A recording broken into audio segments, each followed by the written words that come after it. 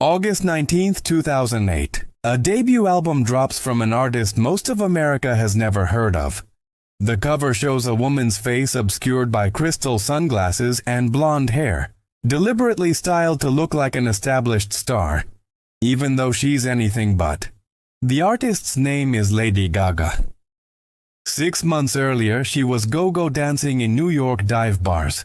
A year before that, she'd been dropped from her first record deal. Radio stations are refusing to play her music, calling it too dance-oriented, too provocative, too underground. Within weeks, her single Just Dance begins a slow climb up the Billboard Hot 100. By the end of 2009, that song and Poker Face will both hit number 1. The album will sell over 18 million copies worldwide. Lady Gaga will win 5 Grammy Awards and revolutionize pop music.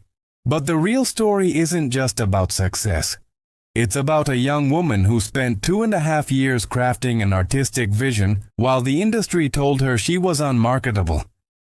It's about creative partnerships that ended in million-dollar lawsuits. It's about an album concept so specific, shareable fame, the idea that anyone can feel famous, that it manifested its own reality. Welcome to the Sound Vault. Every album has a story. This is how Lady Gaga created The Fame. To understand The Fame, you have to understand who Stefani Germanotta was before she became Lady Gaga. March 28, 1986. Stefani Joanne Angelina Germanotta is born at Lenox Hill Hospital in Manhattan to Joseph and Cynthia Germanotta, an upper-middle-class Italian-American Catholic family. But despite her comfortable upbringing, Gaga would later insist her parents worked for everything. At age 4, she sits at her father's piano. He's listening to Pink Floyd's Money. She only understands the sound of the cash register in the intro. She writes her first song on Mickey Mouse staff paper, Dollar Bills. The notation is perfect. The spelling is not. By 11, she's attending the Convent of the Sacred Heart, an elite all-girls Catholic school on Manhattan's Upper East Side. She describes herself as very dedicated, very studious, very disciplined, but also a bit insecure. She's bullied for being either too provocative or too eccentric. At 17, she gains early admission to NYU's Tisch School of the Arts, specifically the Collaborative Arts Project 21. A prestigious musical theater conservatory. She studies method acting, analyzing classic works, composing essays on art, religion, social issues, and politics. Then at 19, she makes the decision that will define her life. She drops out. In 2005, Stefani moves out of her parents' home, gets an apartment at 176 Stanton Street on Manhattan's Lower East Side, and forms the Stefani Germanotta Band, SG Band, with friends from NYU. They're playing bars like the Bitter End and the Mercury Lounge, selling homemade EPs called Words and Red and Blue at gigs. She's hustling.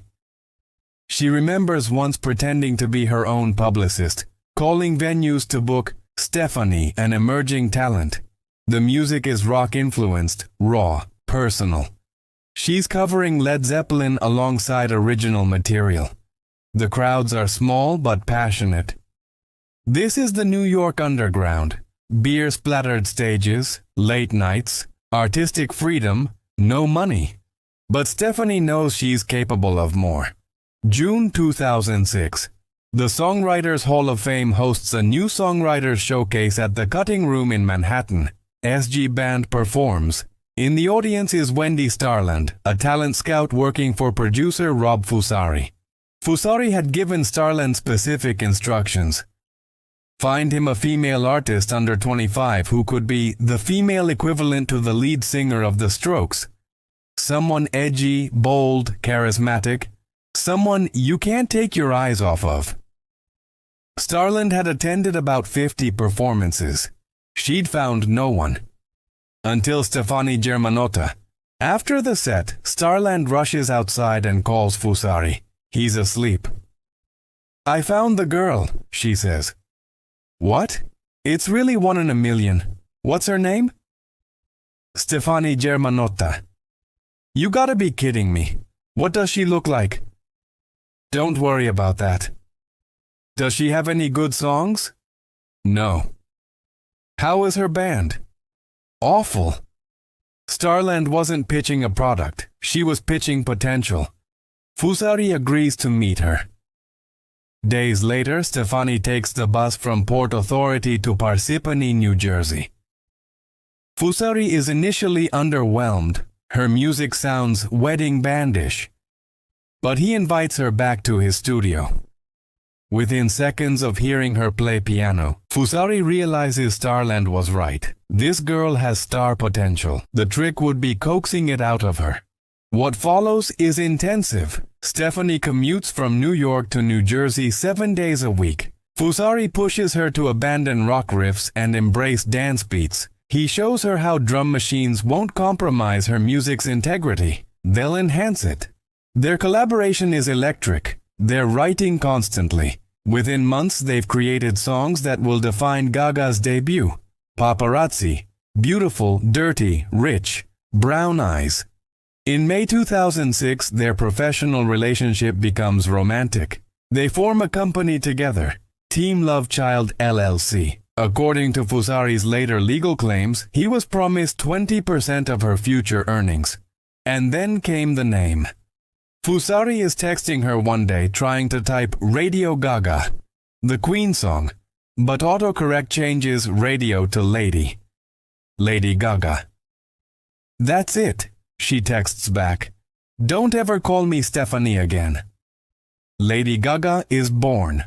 September 2006. Joshua Sarubin, head of A&R at Def Jam Recordings, hears the demos Fusari and Gaga have been creating. He's impressed by her unusual and provocative style. After getting approval from his boss, legendary music executive L.A. Reid, Gaga is signed to Def Jam. The plan? Have an album ready in 9 months. 3 months later, she's dropped. Reid would later call dropping Gaga his biggest mistake. At the time, he reportedly found her disgusting. Too weird, too theatrical, too uncommercial. Devastated, Gaga returns to her family's home for Christmas 2006. She's 20 years old. She's just been rejected by one of hip-hop and R&B's most prestigious labels. The relationship with Fusari is souring. The path forward is unclear. Many artists would quit. Lady Gaga doubles down. She begins performing in New York's neo-burlesque scene, embracing the freedom it represents. She's go-go dancing in bars, sometimes dressed in little more than a bikini and a bra made of mirrors. She's experimenting with drugs, with fashion, with her artistic identity. Then she meets Lady Starlight, a performance artist with a shared love of 1970s glam rock and David Bowie. Together they create Lady Gaga and the Starlight Revue, billing it as the ultimate pop burlesque rock show.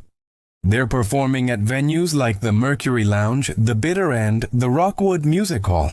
The act is part concert, part art installation, part tribute to the variety shows of the 70s. It's theatrical, outrageous, and completely unlike anything else in New York's music scene. In August 2007, they perform at Lollapalooza. In the audience is Vincent Herbert, a record executive and producer who had previously worked with Destiny's Child.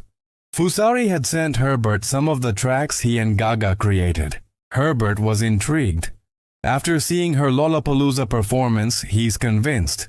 In November 2007, Herbert signs Gaga to Streamline Records, his newly formed imprint of Interscope Records. He introduces her to Interscope chairman Jimmy Iovine. At Interscope, Gaga is hired as a songwriter for other artists. She's writing for Britney Spears, the Pussycat Dolls, New Kids on the Block, Fergie. She's credited under her real name, Stefani Germanotta. Then Akon hears her sing a reference vocal for one of his tracks. "Get in the booth and cut these vocals," he tells her. "You can really sing." Akon convinces Iovine to sign Gaga to a joint deal. She'll be on both Streamline Records and Akon's Con Live distribution. She's Akon's franchise player. Lady Gaga has a second chance. January 2008. Lady Gaga is in Los Angeles, relocated by her label to work intensively on her debut album. She's been writing songs for 2.5 years. Some tracks date back to her work with Fusari in 2006. Others are brand new. She's paired with a Moroccan-Swedish producer named RedOne, real name Nadir Kayat, who's making waves in the dance music scene. The night before their first studio session, Gaga is in New York having a going-away party with friends from the Lower East Side. She's drinking, dancing, living the life that will inspire her music. Someone from the label picks her up from the bar the next morning and puts her on a plane to Los Angeles. She arrives at Record Plant Studios in Hollywood still hungover. RedOne plays her a beat. Gaga starts singing, "I've had a little bit too much." She wants to write a happy record about being drunk at a party, about losing yourself in the music when everything else is falling apart. In 10 minutes, Just Dance is written. RedOne would later tell Billboard, "It happened so quick, we know each other. We're good musically. We're not overthinking. We just do what we feel right." Before you know it, the song is pretty much done. Just Dance, 1 hour, done. It just happened. Magic. That same week they write Poker Face and Love Game, 3 massive hits created in 7 days. Just Dance features vocals from Colby O'Donis, a young singer signed to Akon's label. There's an interesting backstory here. Akon was originally the featured artist on the song. His version was sent to radio stations first, but Akon's label Interscope blocked him from being credited, likely due to contractual issues. The single was quickly recalled and re-released with O'Donis singing Akon's verse instead. Akon's backing vocals remained. Interestingly, the song was originally written as a demo for the Pussycat Dolls. Their team passed on it. Gaga decided to keep it for herself. The music is unabashedly electronic, clipped marching beats, soaring synths, dance pop perfection. But Gaga insists on a specific sonic quality. She tells engineers she wants her music to sound muddy, like an old record scratching. She rejects digital smoothness. She wants texture, thickness, emotion. As she explains in interviews, "I don't like to use compressors and take away my textures, because I was raised on music that was recorded before technology advanced to the place where it could be smooth. I want to hear that thickness of sound." While recording in Los Angeles, Gaga is simultaneously developing the album's overarching concept. It's not enough to make catchy dance pop. She needs a thesis, a unifying idea. In 2007, working with producer Martin Kirsenbaum, Gaga wrote a song called The Fame. That title becomes the key to everything. In an interview with MTV UK, Gaga explains, "The Fame is about how anyone can feel famous. Pop culture is art. It doesn't make you cool to hate pop culture, so I embraced it, and you hear it all over the fame. But it's a shareable fame. I want to invite you all to the party. I want people to feel a part of this lifestyle." She expands on the idea. Basically, if you have nothing, no money, no fame, you can still feel beautiful and dirty rich. It's about making choices and having references, things you pull from your life that you believe in. It's about self-discovery and being creative.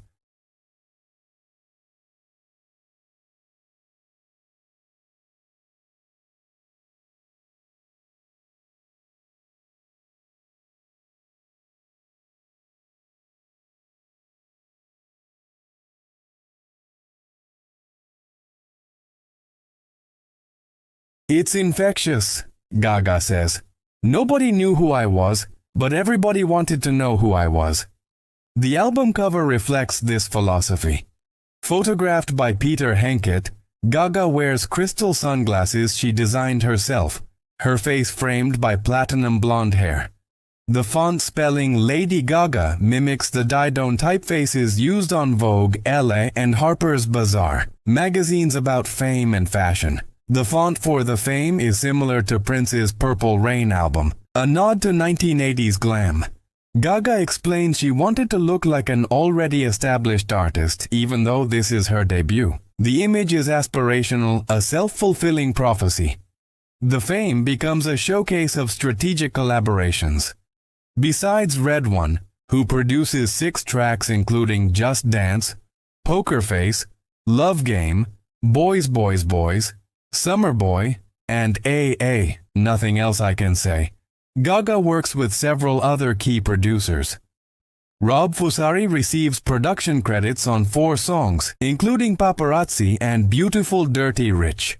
Despite their personal and professional relationship ending badly, his influence on the album's foundation is undeniable. Martin Kirsenbaum, head of Cherry Tree Records, another Interscope imprint, co-writes and produces The Fame, I Like It Rough, and Paper Gangsta with Gaga.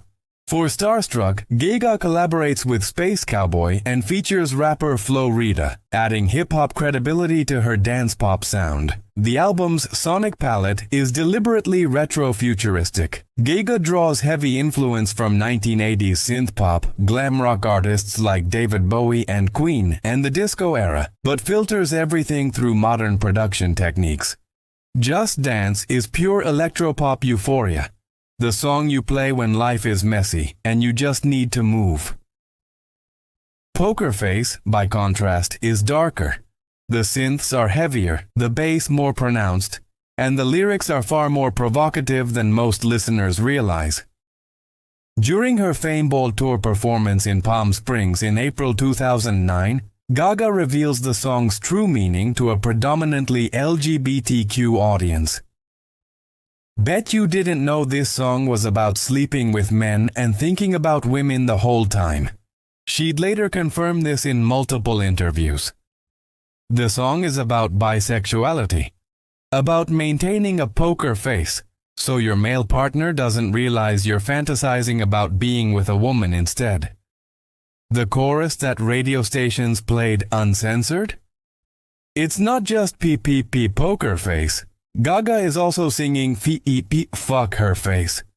Only one station, KIS FM, properly censored it. Love Game continues the sexual themes, combining gambling metaphors, I wanna roll with him, a hard pair we will be, with unapologetic desire. The line, let's have some fun, this beat is sick, I wanna take a ride on your disco stick became iconic, and somewhat infamous. Paparazzi is darker still. It's about obsessive fandom, about wanting fame so desperately you'll do anything to get it. The narrator is a stalker, a superfan who wants to be photographed, to be seen, to matter. Not every song is dance-oriented. Brown Eyes is a vulnerable piano ballad about lost love. Summer Boy channels Blondie's new wave pop. These moments provide necessary breathing room between the album's more aggressive tracks. The album is scheduled for an August 2008 release, but there's a problem. It's not finished. In late summer, Gaga and her team rushed to complete the mastering process to make the August 19 deadline. This first pressing has errors. The chorus of Poker Face reads, She's going me like nobody, instead of She's got me like nobody in the liner notes. Some photos are different from later pressings.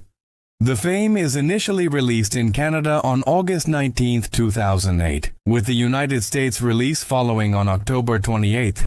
Different countries receive slightly different track listings. Money Honey appears on the Canadian version, while Starstruck is added for the US release. The album debuts at number 17 on the Billboard 200 with sales of only 24,000 copies. It's not a smash, not yet. But Gaga is strategic. She embarks on a relentless promotional campaign, performing on every platform that will have her.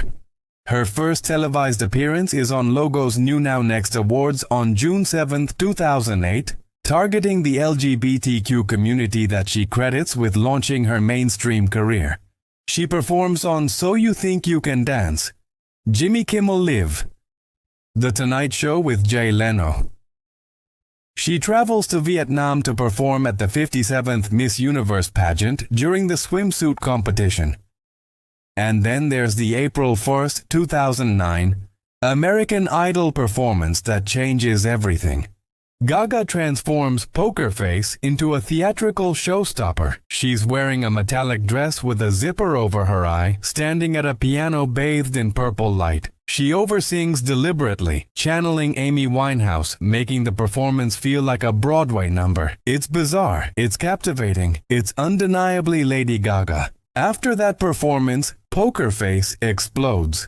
The song hits #1 on the Billboard Hot 100 on April 11, 2009, giving Gaga her second consecutive chart topper.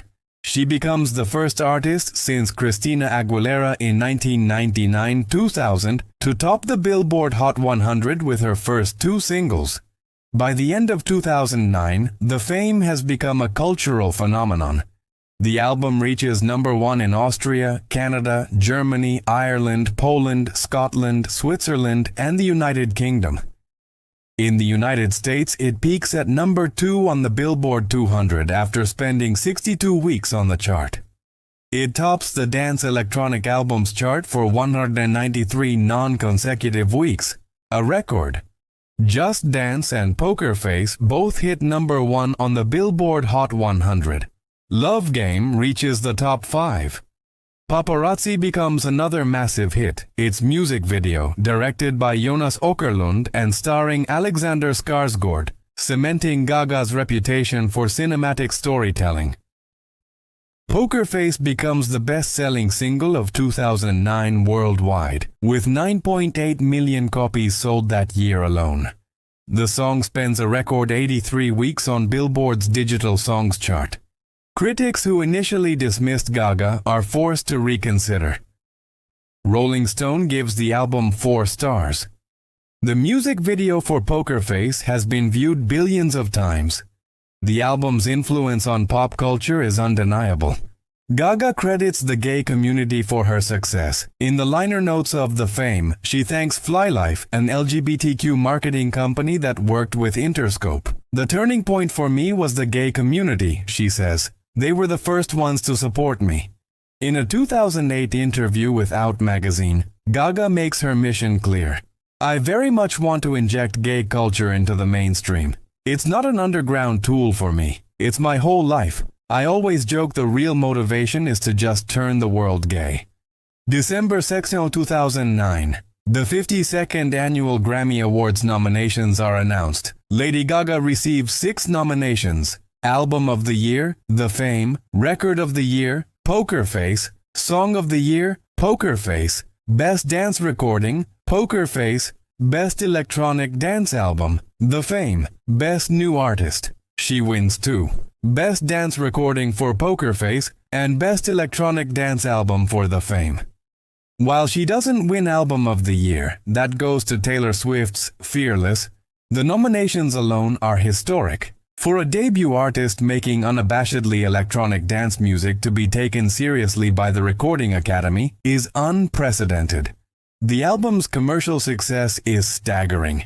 In the United States alone, The Fame sells 4.9 million copies and becomes the 7th best-selling digital album. Combined with its 2009 reissue, The Fame Monster, the album sells over 18 million copies worldwide. On February 16, 2010, The Fame wins Best International Album at the Brit Awards. On July 7, 2010, it becomes the best-selling album in U.S. digital music history. Industry insiders credit Gaga with single-handedly reviving electronic dance music on mainstream radio. Jonathan Bogart from the Atlantic states, "EDM came in by no back door but right through the front gate with Lady Gaga's Just Dance in 2008. DJ Tommy Sunshine tells MTV, "There wouldn't be a David Guetta top 10 hit. There wouldn't be this Black Eyed Peas record if it wasn't for The Fame. But triumph comes with a price." March 17, 2010. Rob Fusari files a lawsuit against Lady Gaga in Manhattan State Court, seeking $30.5 million. He claims he discovered her, transformed her from rock singer to pop star, created her stage name, and was promised 20% of her earnings through their Team Love Child partnership. The lawsuit is detailed and personal. It describes their romantic relationship, their creative collaboration, and the eventual breakdown. Fusari claims Gaga became verbally abusive after their romance ended in January 2007. He alleges she's been denying him his rightful share of royalties, merchandising revenue, and other income, though he acknowledges receiving checks totaling about $611,000. Gaga files a countersuit. Her legal team argues the contract between her and Fusari is invalid because he wasn't a licensed talent agent. She claims he took advantage of an inexperienced performing artist with a predatory and financially abusive contract. Her attorney tells the press, the contract was designed to give Fusari rights to her future earnings in perpetuity. It's unconscionable. Fusari's lawyer, Robert Maloney, responds, it's an age-old story in the music business. You become famous and you turn on the person who discovered you. The lawsuit settles in 2010 on confidential terms. Neither party admits wrongdoing.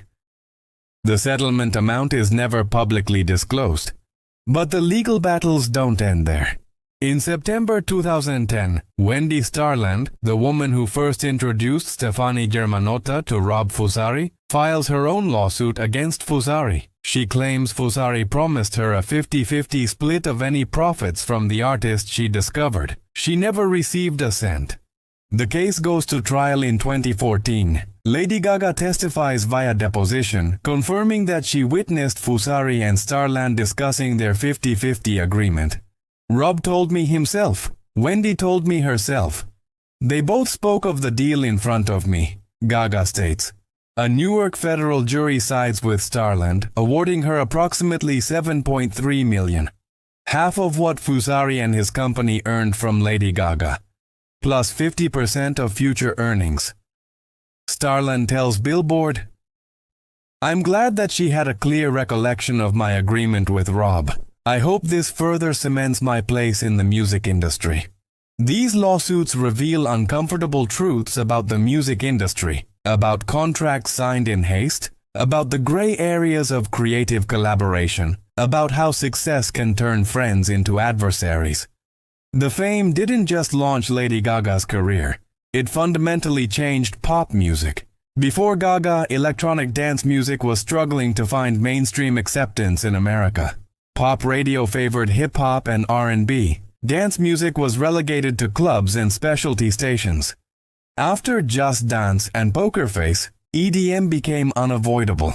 David Guetta scored massive hits. The Black Eyed Peas pivoted to electronic production with I Got a Feeling and Boom Boom Pow. Kesha, Katy Perry, and Rihanna all incorporated dance pop elements into their music. The album also paved the way for pop artists to be taken seriously as complete artists, as songwriters, producers, and visual creators.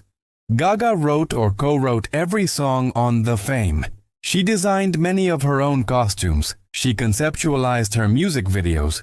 This blueprint influenced countless artists. Lorde, Billie Eilish, Halsey, all credit Gaga with showing them that pop music could be weird, theatrical, personal, and commercially successful simultaneously. Fashion was transformed too.